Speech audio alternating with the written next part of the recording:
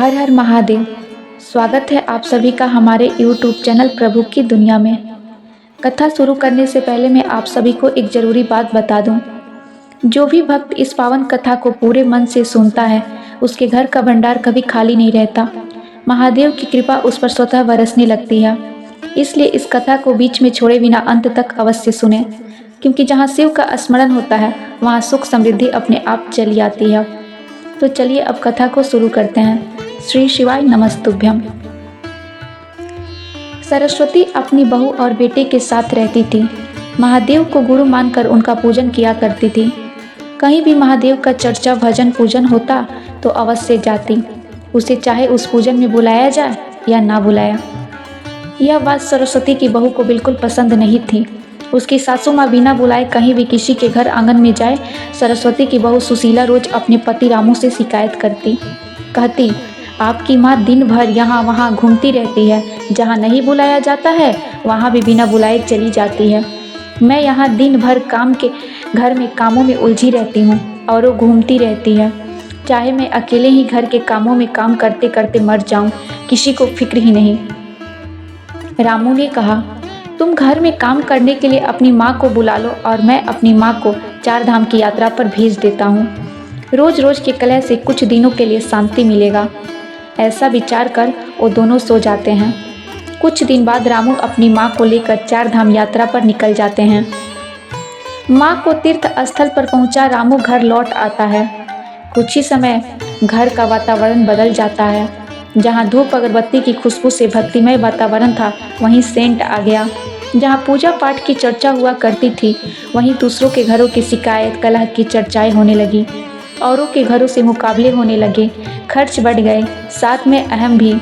घर के साथ सजावट में भी धन खर्च होने लगे। कुछ ही दिनों में घर में भोजन के लिए भी पैसे नहीं बचे। फिर उन्होंने खर्च कम करना शुरू किया, पर मन में जो बात आ चुकी थी उनसे बेहतर दिखना है, वो उनके सोचने समझने के विवेक पर कब्जा कर लिया।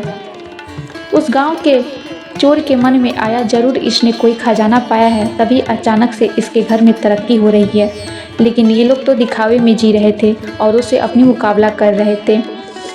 चोर सोचा, इतने दिनों से तो सामान्य इंसान ही थे, अचानक कैसे बदल गए ये लोग। रात्रि को चोर उनके घर आए, हर वस्तु चुरा कर ले गया और उस गांव को छोड़कर कहीं और अन्यत्र चला गया।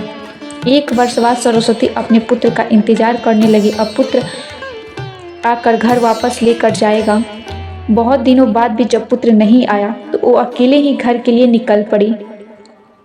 रास्ते में थककर सरस्वती एक वृक्ष के नीचे विश्राम करने बैठ गई। चोर भी उसी वृक्ष के नीचे विश्राम करने के लिए आ गया। सरस्वती ने देखा उनके घर की वस्तु इसके पास है। वो समझ गई, यह चोर मेरे घर में ही चोरी करके आ रहा है।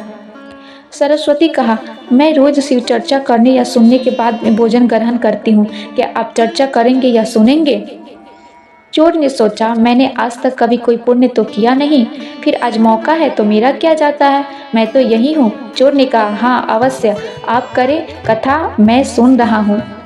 सरस्वती ने शिव चर्चा आरंभ किया और समापन के साथ ही चोर के मन में गलती का आभास हो गया और वो सरस्वती के चरणों में गिरकर माफ़ी मांगने लगा और कहता है, माँ मैं एक चोर हूँ।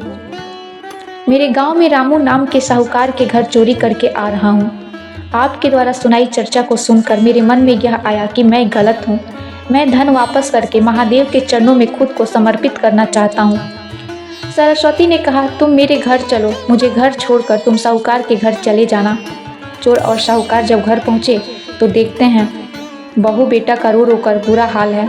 माँ को देखकर बहू और बेटा दौड़कर माँ के चरणों में गिरकर माफ़ी मांगने लगे और उन्होंने देखा चोरी के सामान के साथ एक इंसान खड़ा है। उन्होंने सोचा, जरूर माँ के साथ ही महादेव के दूत चोर से मेरा सामान बच कर लाया है। दोनों ने अपनी गलती को मानते हुए इस बात को स्वीकार किया। माँ के कारण ही महादेव की कृपा से सब कुछ वापस आ गया। फिर उन्होंने निश्चय किया कि वो हर सोमवार महादेव का चर्चा करेंगे और माँ को कहीं भी आने जाने से नहीं रोकेंगे। बोलिए जय शिव शंकर महादेव की जय हो। ये कथा आप लोग को अच्छा लगे तो इसे शेयर कीजिएगा और इस वीडियो को एक छोटी सी लाइक ज़रूर कीजिएगा।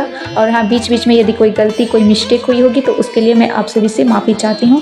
वीडियो पे इतना समय देने के लिए, महादेव की कथा को इतना दिल से सुनने के लिए आप सभी का बहुत बहुत धन्यवाद।